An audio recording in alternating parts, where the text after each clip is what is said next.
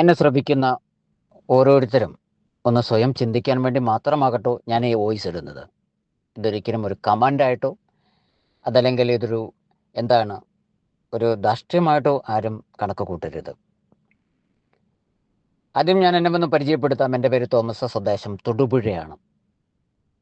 ഞാനിവിടെ ഈ വോയിസ് ഇടുന്നത് ഈ അടുത്ത നാളുകളിലും കുറച്ച് കാലങ്ങളായി ഈരാറ്റുപേട്ടയെക്കുറിച്ച് സോഷ്യൽ മീഡിയയിലൊക്കെ നോക്കുമ്പോൾ വളരെ ഒരു മോശമായിട്ടുള്ള ജനവിഭാഗങ്ങൾ ജീവിക്കുന്ന ഒരു സ്ഥലമെന്ന് ബഹുഭൂരിപക്ഷം കമൻറ്റുകളിലുമൊക്കെ കാണുകയുണ്ടായി.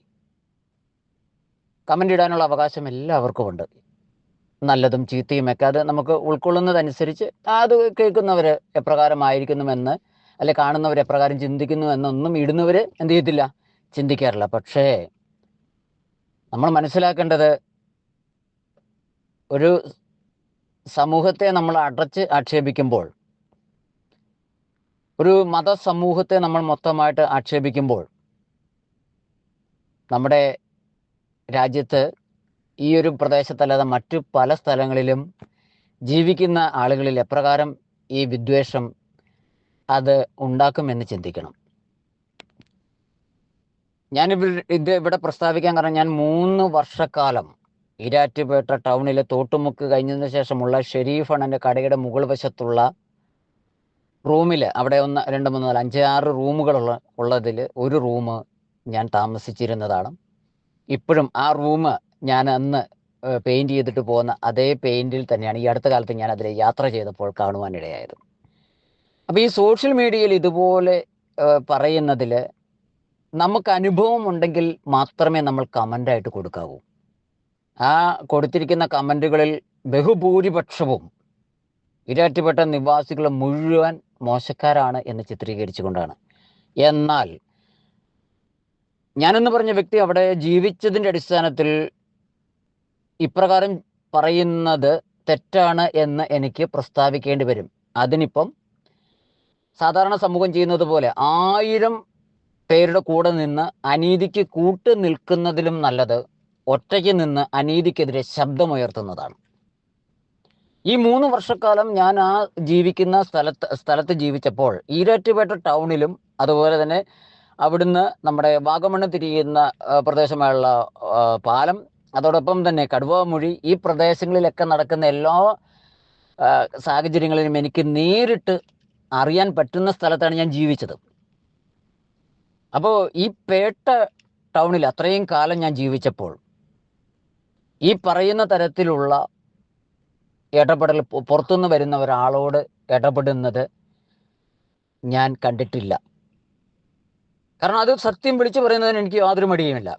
അവിടെ ഒരുപാട് വാഹനങ്ങൾ വന്ന് ബ്രേക്ക് ഡൗൺ ആവുക, അല്ലെങ്കിൽ പലതരത്തിലുള്ള പ്രശ്നങ്ങൾ ഉണ്ടായപ്പോഴും ആ സമൂഹം അവിടെ ചെയ്തിരിക്കുന്നത് നേരിട്ട് കണ്ടിട്ടുള്ള ഒരാളും അവരോടൊപ്പം ചേർന്നിട്ടുള്ള ആളുമാണ്. അപ്പോൾ എന്നെ സംബന്ധിച്ച് ഈ പറയേണ്ടതെന്ന് വെച്ചാൽ, ഈ കമൻറ്റുകൾ ഇടുമ്പോൾ ഇതുപോലെ ഈ പേട്ടക്കാർ നല്ലത് ചെയ്തത് എന്തുകൊണ്ട് പറയാൻ ആളുകൾ വിമുഖത കാണിക്കുന്നു. കാരണം അവിടെ അറിയാം, ഞാൻ അവിടെ ആയിരുന്നപ്പോൾ ഒരു കല്യാണ പാർട്ടിയുടെ ഒരു വാഹനം വന്നവിടെ ബ്ലോക്കായി ഒരു ടവേര, ഞാൻ ഓർക്കുന്നു ഇപ്പോഴും, അതിൻ്റെ ഒരു വീല് അത് ഊരിപ്പോവും. അത് ഊരിപ്പോയി അവിടെ പോയി വണ്ടി പോയി വേറൊരു കടയുടെ അങ്ങോട്ട് കയറി. പക്ഷേ അവിടെയുള്ള ആളുകൾ വന്നിട്ട് അവർ പറഞ്ഞു, നിങ്ങൾ ഇറങ്ങുക, ബാക്കി കാര്യങ്ങൾ നമുക്ക് ചെയ്യാം, നിങ്ങൾ എന്താണ് പോകേണ്ടത്, എങ്ങോട്ടാണ് പോകേണ്ടത്. ഈ വന്ന സമൂഹം എന്ന് പറയുന്നൊരു ഹൈന്ദവ സമൂഹത്തിൻ്റെ ഉള്ള ആളുകൾ കല്യാണത്തിന് പോകുന്നതായിരുന്നു. ഞാൻ ഇന്നും ഓർക്കുന്നു. ഇപ്പം അവരത് ഓർത്തിരുന്നിട്ടുണ്ടോ എന്നറിയില്ല, ഇന്നും ഓർക്കുന്നു. ഫൈസലൊക്കെ ഖാദറൊക്കെ അങ്ങനെയുള്ള ആളുകൾ വന്നിട്ട് ഇവർക്ക് വേറെ വണ്ടി വരെ അറേഞ്ച് ചെയ്ത് കൊടുത്തതിന് ശേഷം ഈ വണ്ടി നിങ്ങൾ എന്ത് ചെയ്യുക. ഇപ്പോഴും ഞാൻ ഓർക്കുന്നു, ആ വളവ് കഴിഞ്ഞതിന് ശേഷം ഉള്ള ആ ഒരു പള്ളിയുടെ അവിടെ വെച്ചാണ് ഈ സംഭവം. പിന്നെ ഈ ആളുകൾ ഓടിക്കൂടുക എന്ന് പറയുന്നത് പേട്ടയിലുള്ള ആളുകളെ സംബന്ധിച്ച് ഇപ്പം നമുക്കറിയാം, പല സ്ഥലത്തും പല അപകടങ്ങളൊക്കെ നടക്കുമ്പോൾ സെൽഫി എടുക്കാനും അവിടെയുള്ള സാധനങ്ങൾ കൊള്ളയടിക്കാനുമാണ് ഭൂരിപക്ഷം ആളുകളും ശ്രമിക്കുന്നത്. എന്നാൽ പേട്ടയിൽ ഞാൻ കണ്ടിട്ടുള്ളത്, ഒരു അപകടം വന്നാൽ അവർ ഓടിക്കൂടുന്നത് അവർ ന്യായ അന്യായങ്ങൾക്ക് വേണ്ടിയിട്ടില്ല, എത്രയും പെട്ടെന്ന് ഇവരെ ഹോസ്പിറ്റലുകളിൽ എത്തിക്കാനും അതിനു വേണ്ടിയിട്ടുള്ള ആളുകളെ, ഇവരുടേതായിട്ടുള്ള ബന്ധുക്കളെ അറിയിക്കുന്നിടം വരെ അവർ ആശുപത്രി തുടരുന്നതും ഞാൻ കാണുകയുണ്ടായി. കാണുകയല്ല, ഞാനത് നേരിട്ട് അനുഭവമുള്ളതാണ്. കോട്ടയം മെഡിക്കൽ കോളേജിലാണ് അവിടെ കൊണ്ട് എത്തിച്ചിട്ട് പോവല്ല, അവരവിടെ നിൽക്കുകയാണ്. അവർ രക്തം കൊടുക്കേണ്ടതാണ്, അതിനുള്ള സംവിധാനങ്ങൾ ചെയ്യുകയാണ്. അതുപോലെ തന്നെ ഈ പല പിന്നെ വെള്ളത്തിൽ പോയുള്ള അപകടങ്ങൾ മറ്റു കാര്യങ്ങളൊക്കെ വരുമ്പോൾ നമ്മുടെ ടീം എമർജൻസി എന്ന് പറഞ്ഞ അഷ്റഫ് കുട്ടിയുടെയൊക്കെ ഒരു സമൂഹമുണ്ട് അവിടെ. അവരുടെ പ്രവർത്തനവും അതുപോലെ സാദിക്ക്, ഇങ്ങനെ ഓരോരുത്തരെ കുറിച്ചും എനിക്ക് പറയാൻ പറ്റും. ഇവർ ചെയ്തിട്ടുള്ള പ്രവർത്തനങ്ങൾ ഏതൊരു ആളും, അതുപോലെ ഒരു വഴി ചോദിച്ചാൽ, നമുക്കറിയാം പല സ്ഥലത്തും വഴി ചോദിക്കുമ്പോൾ ഒരു അവസ്ഥ, അവിടെ ഒരു ഷെഡിൽ രാവിലെ പണിയാൻ പോകുന്നവർ, പണിയില്ലാത്തവരും പണിയാൻ പോകുന്നവരും ആ ഷെഡിൽ വരും. അവിടെ വന്ന് നമ്മൾ പുറത്തുനിന്ന് വരുന്ന ഒരാൾ വഴി ചോദിക്കുമ്പോൾ അവരെപ്രകാരമാണ് വഴി പറഞ്ഞു തരുന്നത് എന്ന് മനസ്സിലാക്കണം. സാധാരണ ഗതിയിൽ ഏതെങ്കിലും സ്ഥലത്തൊക്കെ ചെല്ലുമ്പോൾ ഒരു വണ്ടിയിലിരുന്ന് വഴി ചോദിച്ചാൽ ആളുകൾ അങ്ങോട്ട് ഇറങ്ങിച്ചെല്ലില്ല. ഇവിടെ ഈ ഷെഡിൽ നിന്ന് അവിടെ ഇറങ്ങിച്ചെന്ന് ഞങ്ങൾക്ക് എങ്ങോട്ടാണ് പോകേണ്ടത്, ഏതാണ് കാര്യങ്ങൾ കൃത്യമായി പറഞ്ഞ് കൊടുക്കുന്നതൊക്കെ ഞാൻ എൻ്റെ അനുഭവം കൊണ്ട് നേരിട്ട് കണ്ടിട്ടുള്ളൂ. അതുപോലെ തന്നെ ഒരൊറ്റ കാര്യം എനിക്ക് പറയാൻ പറ്റും. ഈ 3 വർഷക്കാലം ഞാൻ അവിടെ ജീവിച്ചപ്പം എനിക്ക് മനസ്സിലായ ഒരു കാര്യമാണ്. പേട്ടയിൽ ഒരാൾ പുറത്തുനിന്ന് വന്നതിന് ശേഷം എന്തെങ്കിലും ഒരു ദുരവസ്ഥ ഉണ്ടായാലും പട്ടിണി കിടക്കൂല എന്ന് 100% ഉറപ്പാണ്. അതുപോലെ തന്നെ തൊഴിലില്ലാതെ അവിടെ ചെന്ന് കഴിഞ്ഞാൽ തൊഴിൽ ലഭിച്ചിരിക്കും. അപ്പോൾ ചിലർ ഇപ്പം ഈ എൻ്റെ വോയിസ് കേൾക്കുമ്പോൾ പറയും കക്കാൻ പഠിപ്പിക്കുമെന്ന്. ഇതൊന്നുമല്ല. ഞാൻ ആദ്യമായിട്ട് പേട്ടയിലോട്ട് ചെല്ലുമ്പോൾ എന്നോടും പലരും പറഞ്ഞ, പേട്ടയാണോ, നീ എന്ത് ചെയ്യും, നിന്നെ അവന്മാർ ഇല്ലായ്മപ്പെടുത്തും, നിന്നെ എന്ത് ചെയ്യപ്പെടും, നിന്നെ എന്താക്കി മാറ്റും, മതം മാറ്റും, അതിനുള്ള സംവിധാനങ്ങളൊക്കെ ഉണ്ടാവും. പ്രിയപ്പെട്ടവരെ, ഞാൻ ഇപ്പോഴും തോമസ് തന്നെയായിട്ടാണ് ജീവിക്കുന്നത്. അവിടെ പോയിട്ട് എന്നെ ഒരു മതം മാറ്റാനും ആരും എന്ത് ചെയ്തിട്ടില്ല, ശ്രമിച്ചിട്ടില്ല. ഇനി ഇതിൻ്റെ പേരിൽ നിങ്ങൾ വേറെ എനിക്കെതിരെ എന്ത് പടച്ചു വിട്ടാലും എന്നെ സംബന്ധിച്ച് വിഷയങ്ങളില്ല. ഞാൻ രാവിലെ എന്നും അരുവിത്തറ പള്ളിയിൽ പോയി പറ്റുന്ന ദിവസങ്ങളിലൊക്കെ കുർബാനയ്ക്കൊക്കെ പോകുമ്പം എന്നെ കാണുമ്പോൾ അവർ ചോദിക്കുന്നത്, രാവിലെ പള്ളിയിൽ പോയി, സന്തോഷം, എന്താ തോമാച്ച പരിപാടി, ഇന്ന് എന്നാ പരിപാടി, ഇന്ന് കച്ചവടം, കാര്യങ്ങൾ. അതുപോലെ തന്നെ ഈ മാരകമായിട്ടുള്ള കൊറോണയുടെ കാലഘട്ടത്തിൽ ഞാൻ അവിടെ ഉണ്ട്. അവർ ചെയ്തിട്ടുള്ള പ്രവർത്തനങ്ങൾ, അതുപോലെ അവർ ഈ ജാതി മതം നോക്കിയല്ല അവിടെ കാര്യങ്ങൾ ചെയ്യുന്നത്. അപ്പം ഏതെങ്കിലും 1 or 2 പേര് അല്ലെങ്കിൽ എന്തെങ്കിലും ഒരു ഇൻസിഡന്റ് വരുമ്പോഴത്തേനും ആ സമൂഹത്തെ മുഴുവൻ പറയുന്നത് തെറ്റാണ് എന്നാണ് ഞാൻ പറയുന്നത്. ഇത് കൃത്യമായിട്ട് പറയണമെങ്കിൽ നമ്മളെ പേട്ടയിൽ പോയി ജീവിക്കണം, അവരോടൊപ്പം ജീവിച്ച്, അതായത് മാന്യമായിട്ട് ജീവിക്കണം നമ്മൾ. എന്ന് പറഞ്ഞാൽ നമ്മൾ അവരെ സംശയദൃഷ്ടികൾ കണ്ടു കഴിഞ്ഞാൽ എല്ലാം അവർ ചെയ്യുന്നത് കുറ്റങ്ങളായിരിക്കാം. അതുപോലെ അവിടുത്തെ മറ്റൊരു പ്രത്യേകത ഞാൻ കണ്ടത്, അവിടെ സമ്പത്തുള്ളവരും സമ്പത്ത് കുറഞ്ഞവരും തമ്മിൽ എന്തെങ്കിലും ഈ സമ്പത്തുള്ളവനൊരു അന്യായം പറഞ്ഞാൽ, സമ്പത്തില്ലാത്തവന് അത് അന്യായമാണെന്ന് പറഞ്ഞാൽ, അവിടെ ഈ സമ്പത്ത് പറഞ്ഞവൻ്റെ കൂടെ ആരും കൂടുന്നത് ഞാൻ കണ്ടിട്ടില്ല. അപ്പോൾ പിന്നെ ഹെൽമെറ്റ് വെക്കാതെ യാത്ര ചെയ്യുന്നു, ഇതൊക്കെ എന്ത് ചെയ്യുന്നതാണ്, ശരിയാണ്. അതിന് നിയമ നടപടി എടുക്കേണ്ടത് നിയമപാലകരാണ്. അവിടെ നിയമപാലകർക്ക് ഒരിക്കലും കൂച്ചുവിലങ്ങ് കിട്ടുന്നില്ല.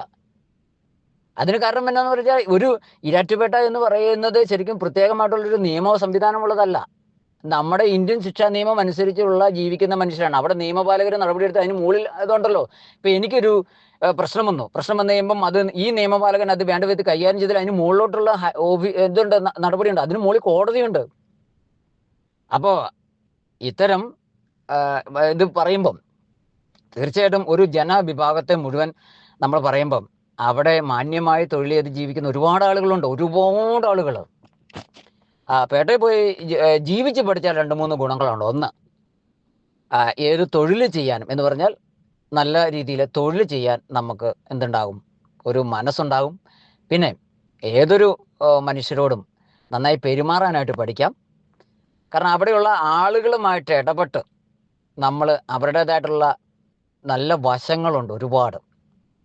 പിന്നെ ഒരു സമൂഹത്തിൽ ഇഷ്ടം പോലെ ആളുകൾ മോശക്കാരും കാണുമെന്നില്ല എന്ന് പറയുന്നില്ല. പക്ഷേ ഇതിൻ്റെ പേരിൽ ആ ഈരാറ്റുപേട്ട നിവാസികളെ മുഴുവൻ പറയുമ്പോൾ അത് ആ കുടുംബങ്ങളിലും അല്ലെങ്കിൽ അവർ മറ്റൊരു സ്ഥലത്തോട്ട് പോകുമ്പം, അവർ വേറൊരു സ്ഥലത്ത് ചെല്ലുമ്പോൾ എവിടുന്നാണ്, ഞങ്ങൾ പേട്ടയെന്നാ, തീവ്രവാദികളുടെ ഇടയ്ക്ക് നിന്നാണോ എന്നൊക്കെയുള്ളൊരു ചോദ്യങ്ങൾ ചോദിക്കുമ്പോൾ